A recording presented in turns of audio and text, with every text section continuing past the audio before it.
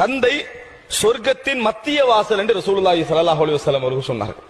தந்தை ஒரு சொர்க்கத்துடைய மத்திய வாசல் தந்தை தான் அப்படி என்று ரசூலுல்லாஹி ஸல்லல்லாஹு அலைஹி வஸல்லம் அவர்கள் சொல்லி காட்டினார்கள்.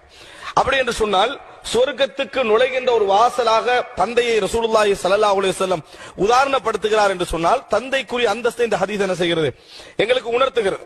ஒரு தந்தையுடைய பெருமதியை இந்த ஹதீஸ் உணர்த்துவதை நாம் என்ன செய்கிறோம் பார்க்கிறோம். அதே போல என் தந்தை எனக்கு உரிமை இல்லாமல், அவருக்கு உரிமை இல்லாமல் பணத்தை அதிகமாக என்ன செய்கிறார், என்னிடத்திலிருந்து எடுத்து விடுகிறார். ஒரு 1000 தான் கொடுக்கணும்னா 2000 என்ன செஞ்சிடறாரு, எடுத்து விடுகிறார் என்று ஒரு மகன் வந்து சொல்றாங்க. அப்ப ரசூலுல்லாஹி ஸல்லல்லாஹு அலைஹி வஸல்லம் சொன்னார்கள், அதாவது நீங்களும் உங்களது சொத்தும் அந்த வமாலுக லி அபீக, நீங்களும் உங்களது சொத்தும் உங்கள் தந்தைக்குரியதுதான் ரசூலுல்லாஹி ஸல்லல்லாஹு அலைஹி வஸல்லம் சொன்னார்கள்.